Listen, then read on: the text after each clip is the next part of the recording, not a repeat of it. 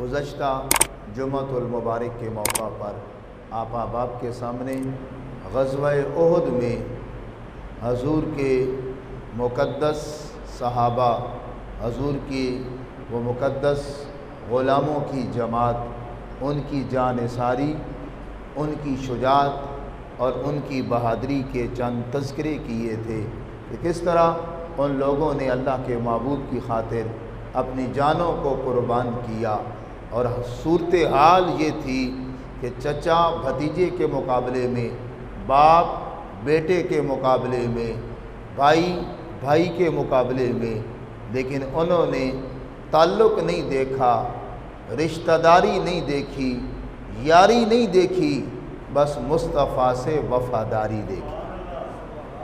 ہر غلام دوسرے سے بڑھ کے آقا پہ جان قربان کر رہا تھا۔ حضرت سعد بن ابی وقاص، جن کو میرے آقا نے دعا دی کہ اے سعد تیر چلاؤ، میرے ماں باپ تم پہ قربان، ان کا بھائی کافروں کی طرف سے مصطفیٰ کریم صلی اللہ علیہ وسلم پر پتھر پھینک رہا ہے، ایک بھائی حضور کا غلام ہے اور دوسرا دشمن بن کے سامنے آیا ہوا ہے۔ یہ تو بھائی تھے، وہاں پہ ایک ایسا منظر بھی آیا کہ ایک طرف باپ ہے، دوسری طرف بیٹا ہے۔ باپ ابو عامر جو اپنے آپ کو راہب کہلاتا تھا، حضور نے اسے فاسق فرمایا، وہ کافروں کی طرف سے ہے، اور بیٹا حضرت حنظلہ مسلمانوں کی طرف سے، اور حضرت حنظلہ نے اجازت طلب کی، اللہ کے معبود مجھے اجازت دیں، میں اپنے باپ کے مقابلے میں جانا چاہتا ہوں، لیکن اللہ کے معبود نے ان کو روک دیا۔ وہ کیسا عجیب منظر ہے کہ باپ سامنے ہے دشمنوں کی فوج میں اور بیٹا حضور کے غلاموں میں ہے۔ وہ باپ کا خیال نہیں کر رہا، وہ نبی کی عزت کا خیال کر رہا ہے۔ تو یہ بڑا انوکھا کائنات نے منظر دیکھا۔ تو بہت سارے مسلمان اس غزوہ کے اندر شہید ہوئے، 70 کے قریب مسلمان اس غزوہ میں شہید ہوتے ہیں۔ تو جب کافروں نے اتنے زیادہ مسلمانوں کی شہادت دیکھی تو انہوں نے کہنا شروع کر دیا، منافقوں نے شور مچا دیا کہ نعوذ باللہ یہ مسلمان تو مارے گئے، یہ قتل کیے گئے، یہ زندگی کی بازی ہار گئے۔ جب کافروں نے حضور کے غلاموں کے بارے میں یہ بات کہی تو اللہ نے فوراً قرآن کی آیات نازل فرما دی کہ اے لوگو، جو لوگ اللہ کے رستے میں جان قربان کر دیں انہیں مردہ کہنا تو دور کی بات ہے، ایسا خیال بھی لے کے نہ آنا۔ ایک تو آیت ہے نا، وَلَا تَقُولُوا لِمَنْ يُقْتَلُ فِي سَبِيلِ اللَّهِ أَمْوَاتٌ، کہ وہ لوگ جو اللہ کے رستے میں مارے جائیں انہیں مردہ نہ کہو، انہیں مردہ یہاں کہنے کی ممانعت ہے، پر جو میں نے آیت تلاوت کی ہے اس میں اللہ کہنا تو دور کی بات ہے، فرمایا ذہن میں خیال بھی لے کر نہ آنا۔ وَلَا تَحْسَبَنَّ الَّذِينَ قُتِلُوا فِي سَبِيلِ اللَّهِ أَمْوَاتًا، فرمایا مردہ کہنا تو دور کی بات ہے، یہ بات اپنے ذہن میں بھی نہ لانا کہ وہ مردہ ہیں، بل احیاء عند ربہم، بلکہ وہ اپنے رب کے ہاں زندہ ہے۔ یہ آیت قیامت تک آنے والے شہداء کے حق میں نازل ہوئی، خاص طور پر شہدائے احد کے حق میں نازل ہوئی۔ حضرت عبداللہ ابن مسعود رضی اللہ تعالی عنہ آپ فرماتے ہیں جب یہ آیت نازل ہوئی تو اس وقت اللہ کے محبوب صلی اللہ علیہ وآلہ وسلم نے ارشاد فرمایا، یہ آیت اللہ نے میرے ان غلاموں کے حق میں نازل فرمائی جو احد کے میدان میں اپنی جان اسلام پہ قربان کر چکے۔ فرمایا وہ اب بھی میں دیکھ رہا ہوں کہ جنتی پرندوں کی طرح وہ جنت کی طرف اڑتے ہوئے جا رہے ہیں، اور اللہ نے انہیں اپنے ہاں جنت بھی عطا فرمائی ہے، اعلیٰ رزق بھی عطا فرمایا ہے۔ اس لیے کوئی یہ نہ سمجھے کہ جو شہید ہوتا ہے وہ مر جاتا ہے، وہ ختم ہو جاتا ہے۔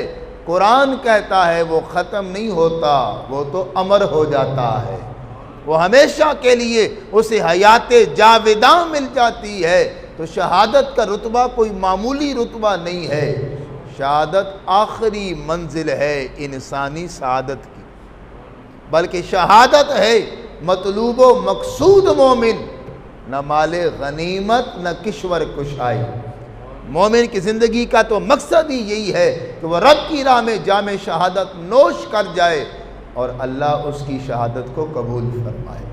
دنیا میں بڑے بڑے شہید گزرے ہیں، ان کی شہادتوں کا ذکر قیامت تک ہوتا رہے گا، پر آج میں غزوہ احد کے ان 2 شہداء کا تذکرہ آپ کے سامنے کرنا چاہتا ہوں جن کی شہادت بھی مثالی ہے، جن کی قربانی بھی مثالی ہے، اور جنہیں خدا بھی خراج تحسین پیش کرتا ہے، مصطفیٰ بھی خراج تحسین پیش کرتے ہیں۔ ایک کو غسیل الملائکہ کہا جاتا ہے اور ایک کو سید الشہداء کہا جاتا ہے۔ دونوں کی شہادت بڑی نرالی ہے، دونوں کی شہادت بڑی بے مثال ہے، دونوں کی شہادت بڑی لازوال ہے۔ پہلے حضرت حنظلہ رضی اللہ تعالیٰ عنہ جو باپ کے مقابلے میں اللہ کے نبی کے غلام بن کے آئے، باپ کافروں کا حامی ہے، حنظلہ حضور کے غلام، اور ان کی شہادت بھی بڑی بے مثال ہے۔ ان کی جس رات شادی کی پہلی رات جسے شب زفاف کہا جاتا ہے، یہ اپنے خاندان کے بڑے حسین بڑے خوبرو نوجوان ہیں، اور ان کا نکاح جس لڑکی کے ساتھ ہوتا ہے وہ حسن و جمال میں بھی بے مثال ہے، اخلاق و کردار میں بھی بے مثال ہے۔ یہ دونوں اپنے قبیلے کی آنکھوں کا تارا، ان کا نکاح ہوتا ہے، پہلی رات ہوتی ہے، یہ آرزوؤں کی رات ہوتی ہے، یہ امنگوں کی رات ہوتی ہے۔ جوان ان راتوں کو اپنے خیالوں میں کئی بار لے کے آتے ہیں، یہ زندگی کی حسین ترین رات ہوتی ہے۔ حضرت حنظلہ شب زفاف گزار رہے ہیں، پہلی بار میاں اور بیوی اکٹھے ہوئے ہیں، اس سے پہلے ایک دوسرے کو شاید کبھی دیکھا ہو، گفتگو کا موقع بھی نہیں ملا۔ آج پہلی بار دونوں آمنے سامنے بیٹھ کے گفتگو کر رہے ہیں، ایک دوسرے کے دیدار سے اپنی آنکھوں کو معطر کر رہے ہیں۔ میاں اور بیوی کا محبت کے ساتھ ایک دوسرے کو دیکھنا یہ بھی عبادت ہے۔ یہ اللہ کا خاص کرم ہے ایمان والوں پہ کہ جو مومن اپنی نگاہ کی حفاظت کر کے صرف اپنی بیوی کو دیکھتا ہے، اللہ اسے اس پہ بھی اجر و ثواب عطا فرماتا ہے۔ تو شب زفاف ہے، پہلی رات ہے، دونوں ایک دوسرے کے ساتھ گفتگو میں مصروف ہیں۔ اچانک گلی سے آواز آتی ہے، اے نبی کے غلاموں آ جاؤ، اسلام کو تمہاری ضرورت پڑ گئی ہے۔ اے غلامان مصطفیٰ، کافر حملہ کرنے کے لیے آ رہے ہیں، نبی کا بلاوا آ گیا ہے، جس حالت میں بھی ہو آؤ نبی کی بارگاہ میں حاضر ہو جاؤ۔ قافلہ نکل چکا ہے، مجاہدین تیار ہو کے مدینے سے باہر لائنیں بنا چکے ہیں، کوئی رہ گیا ہے تو آ جائے ورنہ وہ ساری عمر پچھتاتا رہے گا۔ حضرت حنظلہ ایک نگاہ اپنی دلہن کو دیکھتے ہیں اور ایک توجہ نبی کے حکم کی طرف کرتے ہیں۔ اب امتحان کا وقت ہے، شادی کی پہلی رات بھی پوری نہیں گزری کہ مصطفیٰ کا بلاوا آ گیا، حضور نے بلا لیا، مجاہدو آ جاؤ، میدان جنگ تمہارا انتظار کر رہا ہے۔ اب حضرت حنظلہ اپنی بیوی کو کہتے ہیں، اے میرے پاس پہلی رات تشریف لے کے آنے والی، اے میرے عقد میں آنے والی، اے میرے ارمانوں میں بسنے والی، آج تیرا بھی امتحان ہے، میرا بھی امتحان ہے۔ دلہن نے کہا، میرے سر کے تاج، ابھی تو میں نے جی بھر کے آپ کا دیدار بھی نہیں کیا، ابھی تو ہماری پیار محبت کی باتیں ہیں، ابھی سے امتحان شروع ہو گیا؟ کہا ہاں بہت بڑا امتحان ہے۔ کہا کون سا امتحان ہے؟ کہا تمہارے کانوں میں آواز نہیں آئی؟ ندا دینے والا ندا دے رہا ہے، نبی کے غلاموں میدان جہاد تمہارا انتظار کر رہا ہے۔ کہا مجھے اجازت دو، میں جانا چاہتی ہوں۔ بیوی کی آنکھوں سے آنسو آ گئے، کہا کوئی 2 دن تو میرے پاس رہ لیتے، مجھے اتنا خدمت کا تو موقع مل جاتا، ابھی تو پہلی رات ہے، ہم نے جی بھر کے بھی ایک دوسرے کو نہیں دیکھا، 2 دن بعد چلے جانا۔ کہا نہیں، ایسا نہ ہو کہ میں پیچھے رہ جاؤں اور پھر نافرمانوں میں شمار ہو جاؤں۔ کہا ابھی مجھے خوشی کے ساتھ اجازت دو۔ دلہن نے کہا میں تمہیں روکنے والی کون ہوتی ہوں، مجھ سے بڑھ کے تمہارے اوپر اللہ رسول کا حق ہے۔ وہ دلہنیں بھی تو نبی کی تربیت یافتہ تھی نا، کہا میرا حق بعد میں ہے، اللہ رسول کا حق پہلے ہے۔ کہا چلے جاؤ لیکن ایک شرط ہے میری۔ حضرت حنظلہ نے کہا ایسی شرط نہ کہہ دینا جو میرے پاؤں کی زنجیر بن جائے۔ کہا نہیں، وہ شرط تمہیں ماننی بھی پڑے گی اور اس کے بغیر تمہیں جانے نہیں دوں گی۔ اب دنیا کا مال نہیں مانگا، اپنے نام مکان نہیں کرایا، سونا چاندی نہیں مانگا، مانگا تو کیا مانگا؟ کہا حنظلہ تو میدان جنگ میں جائے گا، شہید ہو جائے گا۔ شہید کا مقام بڑا اونچا ہوتا ہے، اللہ کتنی حوریں تیرے نکاح میں دے دے گا۔ حنظلہ میں تجھ سے ایک وعدہ لینا چاہتی ہوں، جب جنت میں چلے جانا تو وہاں جا کے اکیلے نہ جانا، مجھے بھی ساتھ لے کے جانا۔ بس وعدہ یہ کرو مجھے جنت میں بھی اپنی زوجیت میں قبول کر لینا، دنیا جیسی بھی ہے گزار لوں گی، میں تیرا راہ تکتے تکتے ساری زندگی گزار لوں گی، پر خواہش یہ ہے جنت میں مجھے اپنی زوجیت کا شرف عطا کرنا۔ حضرت حنظلہ نے کہا یہ میرا وعدہ ہے۔ گھر سے نکلے اور اتنی عجلت میں نکلے کہ غسل کرنا بھی یاد نہ رہا کہ کہیں دیر نہ ہو جائے۔ نبی کے غلاموں کے ساتھ ملے اور میدان جنگ میں جا پہنچے، اور پھر میدان جنگ میں ایسے گئے، کافروں کا مقابلہ کیا، لڑتے لڑتے جام شہادت نوش کر لیا، بہت سارے کافروں کو واصل جہنم کیا، نبی سے داد شجاعت پائی اور مقام شہادت حاصل کر لیا۔ اب غزوہ احد کے بعد اللہ کے محبوب نے فرمایا حضرت حنظلہ کا جسم نظر نہیں آ رہا، سارے شہداء کے جسم اکٹھے کیے گئے، حضرت حنظلہ کا جسم نظر نہیں آ رہا۔ صحابہ پریشان، کہیں کافر اس حسن و جمال کے پیکر کو اٹھا کر ہی نہ لے گئے ہوں، کہیں اپنے ساتھ لے کر نہ چلے گئے ہوں۔ اللہ کے نبی نے فرمایا میرے غلاموں نہ گھبراؤ، ابھی حضرت حنظلہ کا مبارک جسم تمہیں مل جائے گا۔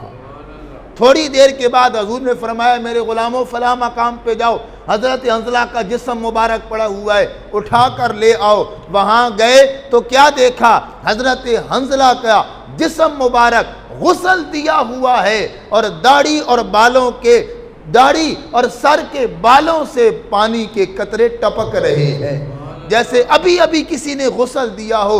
صحابہ حیران، جسم مبارک کو اٹھایا، حضور کی بارگاہ میں پیش کیا۔